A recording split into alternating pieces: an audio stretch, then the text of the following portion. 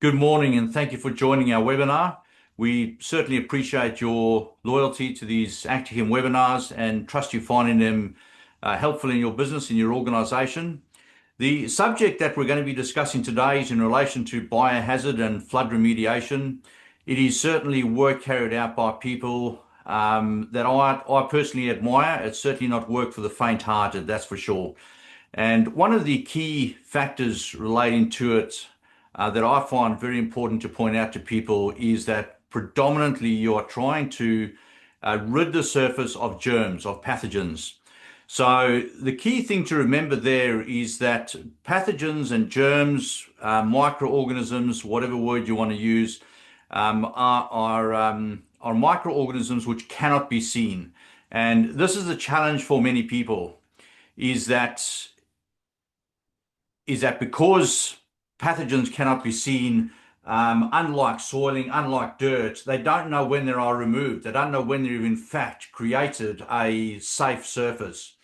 So the reason I'm making a point of this right at the beginning is that if you're watching this webinar and you are not a IICRC trained organization or have IICRC trained technicians, I would highly recommend that for any situation that is anything but very small, very localized, or in any way contains suspected pathogens from contaminated or infected blood, that you get hold of one of these organizations. It is very, very important that you don't try and do some of these remediation jobs on your own. So I say that because it is important that you protect yourself, you protect your technicians, and you protect the facility personnel too. And of course, there's a lot of liability attached to these sort of jobs. So contamination control really, really does matter. And it's not only about callbacks. Callbacks are important. We very much spend a lot of our attention and a lot of our time working towards making your company a more efficient and more effective and a more lucrative, profitable organization through being able to achieve better outcomes through the use of quality products. But there's many other things in relation to trauma and biohazards, such as the risk of cross-contamination, the increased labor costs that go into doing a job not correctly the first time, and coming through to incorrect remediation work, which includes the removal of odors and the removal of stains as well. So understanding biohazards and flood removal situations is very, very important. Cannot be overstated. The need to do your own research, do your own training through an organization that will be able to qualify you as a IICRC technician. So the first one that we're going to discuss is flood and sewage contamination. Then there is trauma and biohazard risks. And lastly, squalor cleanup. So we get many, many calls of late in relation to squalor cleanups. Very interesting situation.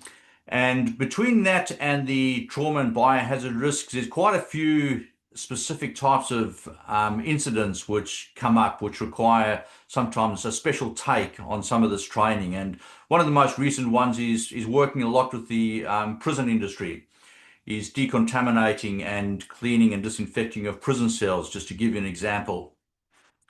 So the first thing that we're going to have a quick look at is the health risks of contamination, and more specifically, how microorganisms are structured.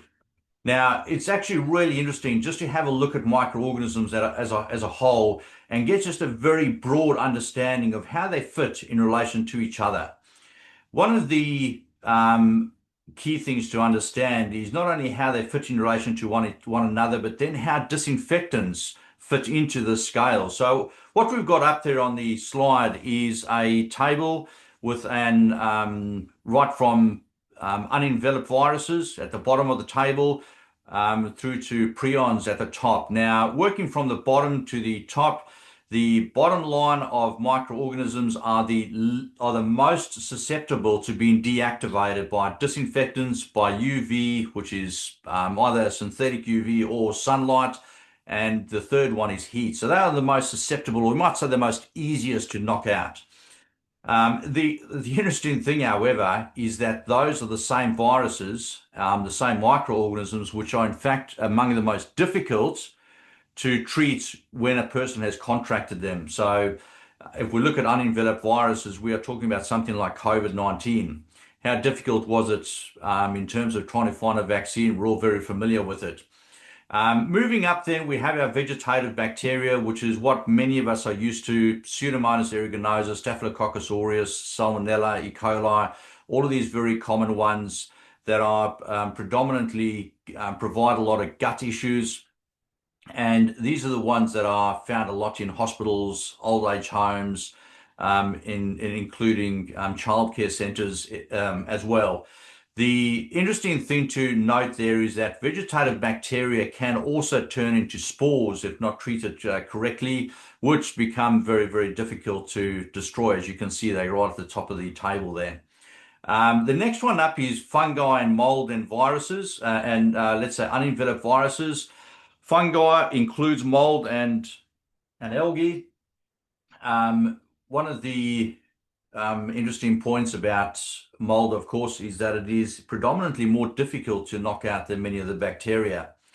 Hence the fact that some of the disinfectants that we use for bacteria, we have to use at a stronger dilution rate to be able to kill these mold.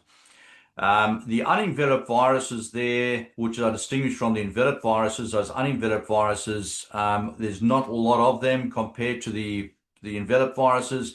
However, they do contain things like norovirus, which is a very, very stubborn and common gut virus, which is sometimes found in old age homes and childcare centres. And then also things like parvovirus, which is something that people are familiar with, animals, dogs, etc. So they're tough ones.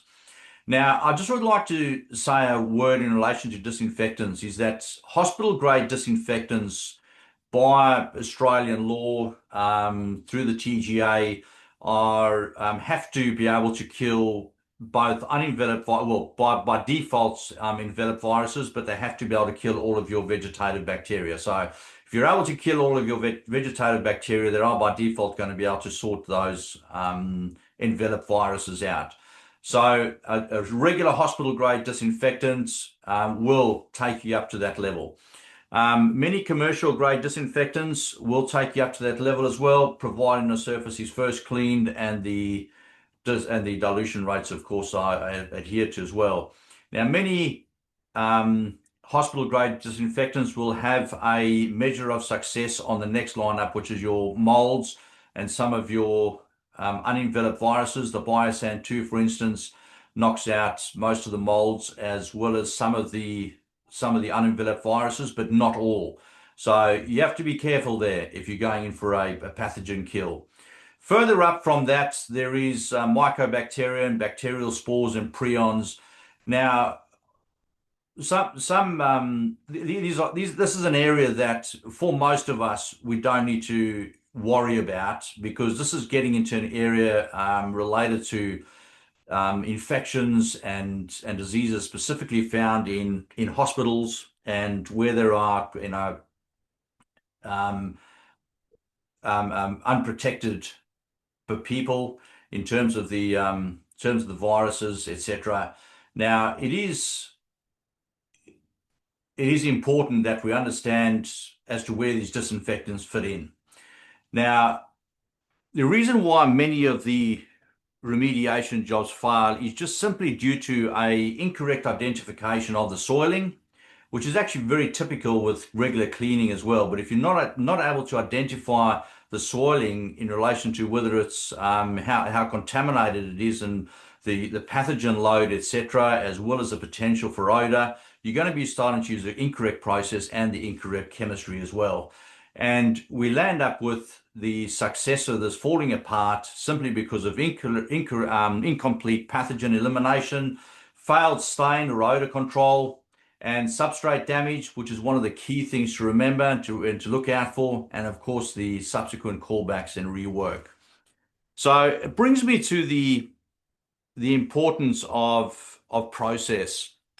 Now, if there's one thing about by decontamination, it's important to get this process right. And why the process is so important is that, first of all, we have to protect ourselves. We have to protect the technician, have to protect the people that are doing the work.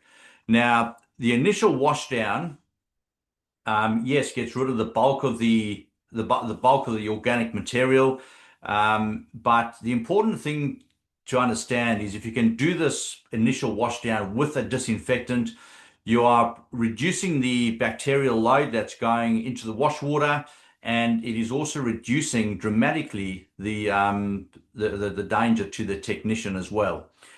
The next thing is the pathogen elimination, and this is a separate step. Yes, you might say we've used disinfectants, bactericides in the previous step, but once you've got everything clean, you've got to now take a separate step and ensure that we're simply get rid of every single pathogen or mycobacteria in that area. Now, one of the key things to remember with this is we can kill quite confidently all the germs or the pathogens that our disinfecting comes in contact with. But remember that many of these pathogens are going to be in areas that are very, very difficult to get hold of.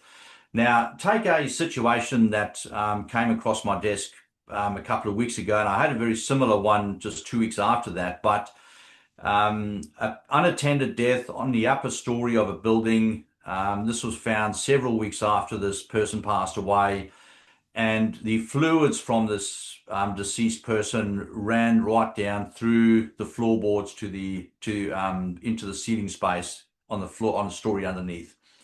So how are we going to make sure that in actual fact all of these pathogens are going to be dealt with? Now, there's many parts of that structure which are going to have to be simply removed and discarded. So that is something that we have to remember. However, further to that, one of the best ways of approach is to try and mimic what has happened. So you might have to literally take a watering can and take 10, 15 liters of disinfectant and slowly pour it over a matter of 2 or 3 hours over that area to actually run it through the same area that those body fluids have been. As I say, if you're able to discard as much as you're able to discard, you're going to be steps ahead of it. But this is where advanced training is really necessary to ensure that you get the right outcome. And the ability to use some of these tools as well. Many people use ATP meters. You need to know how to use them to ensure that you understand the results of them. Once the pathogens have been removed, you're confident that the pathogen situation is under control, and we can move on to things like stain removal and, of course, finally, the odor control. In terms of a flood cleanup, we need to get some handle on the different categories of flood water that we have. And this is basic training in this area, as you may appreciate. But probably the first thing to understand with flood water is to make sure that you protect yourself, especially if the flood water is still present. And hopefully very, very few remediation companies come across a job where the flood waters are still present. Many of the times it has already been washed away by SES or the owners or what have you. But remember that contaminated or uncontaminated flood water brings a lot of things with it.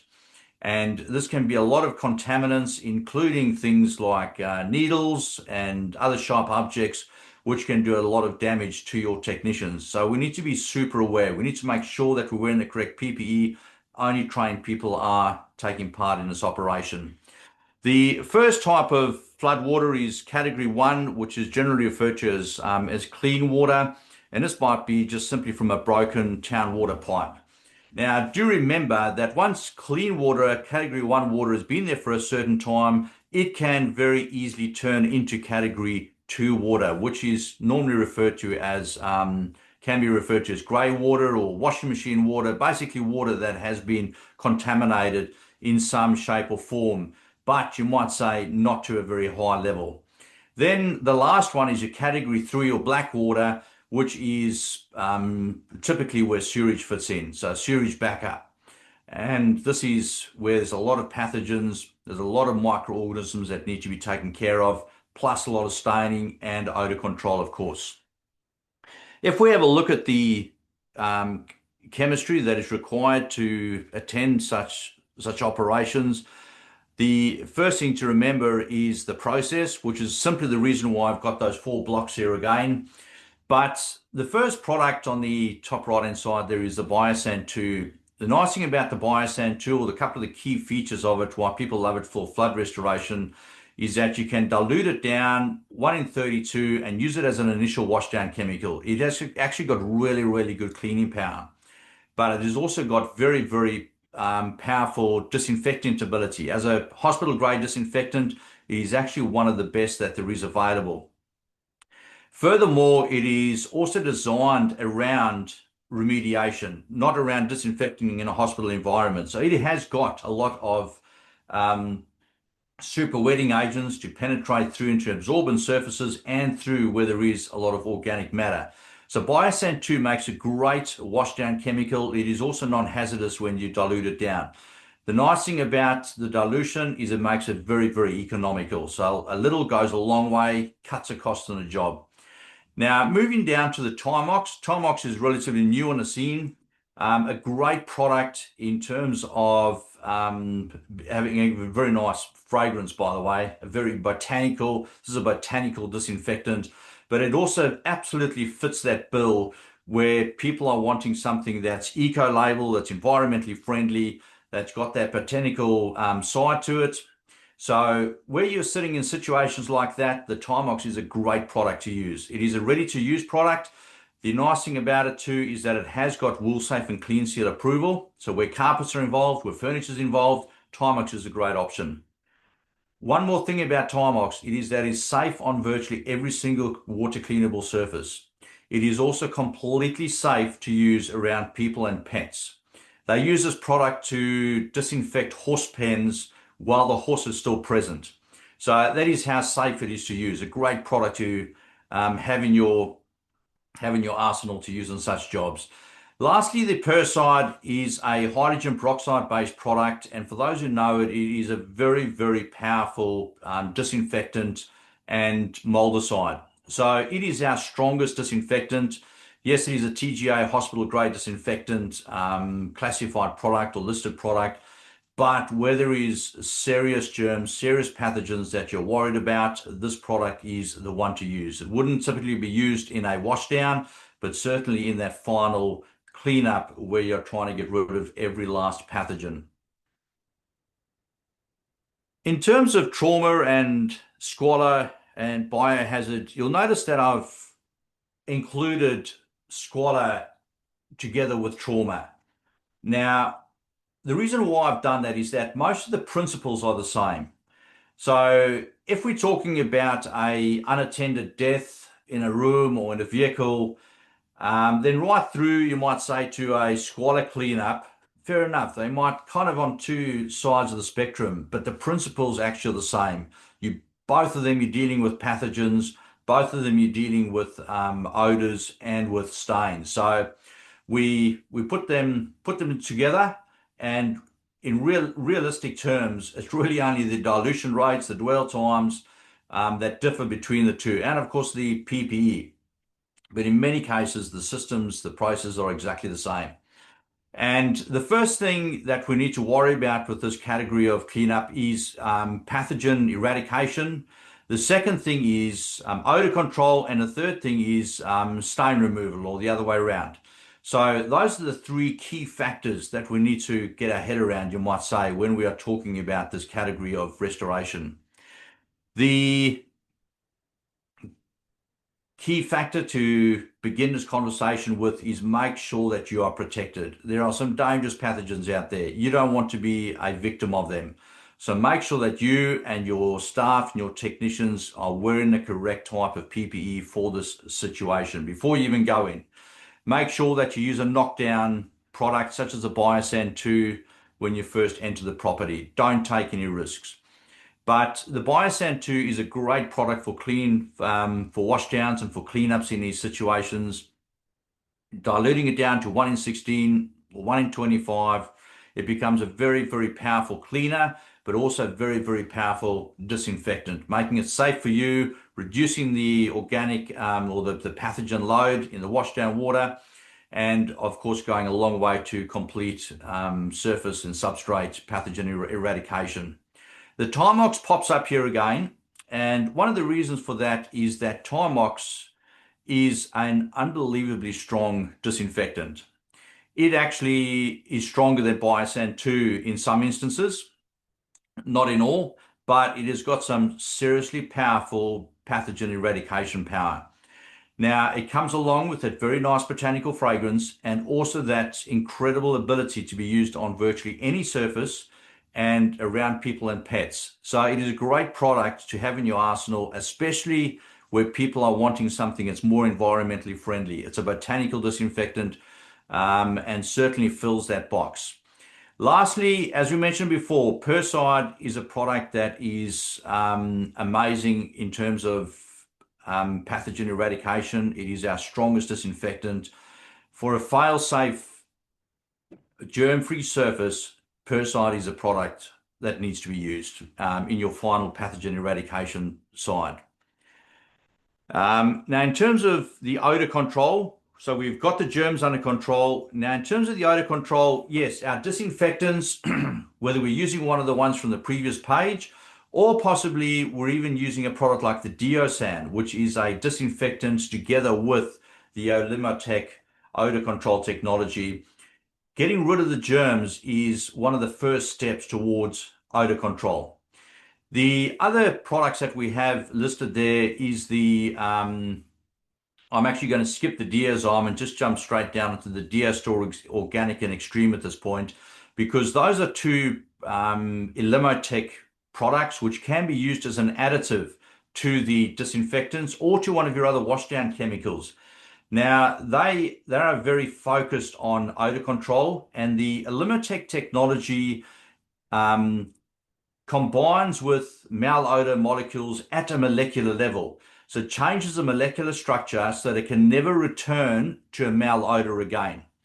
So they are very, very effective at removing malodors and very, very effective on organic odors. And of course, we've got that range that follows through into fire restoration too. The Diastore Organic is a great product for general use. The Extreme is designed for extreme cases, whether like cadavers and some of these other very, very extreme cases. That is where the Diastore Extreme can be used, diluted straight with water, as with the organic, or added to the disinfectant. The Deozyme is a product which is quite different in that we combine Olimotech technology together with a bioenzyme or microbe technology.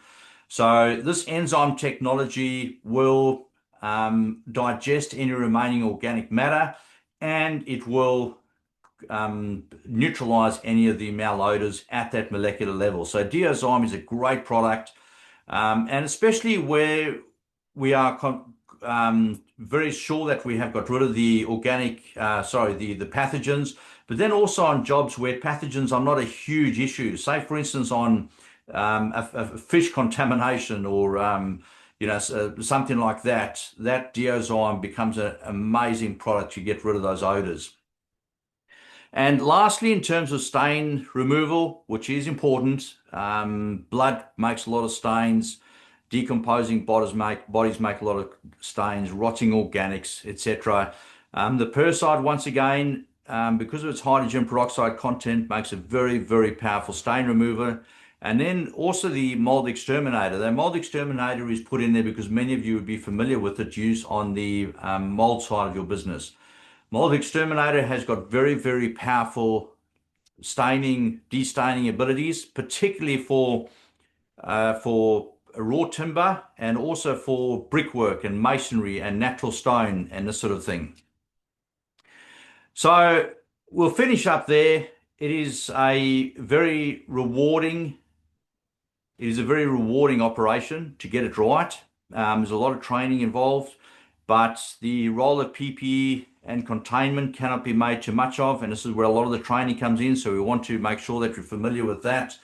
And then the importance of where Actichem really fits into your business, and that is trying to increase your productivity, which is why these disaster restoration and carpet and upholstery restoration handbooks have become so popular. If you haven't got them yet, make sure that you put in your request. They're a free resource and is a lot more about what we've just spoken about there. So thank you very much. We really appreciate your time, and we trust that we'll be able to share something that's of benefit to you and your company. Thank you very much.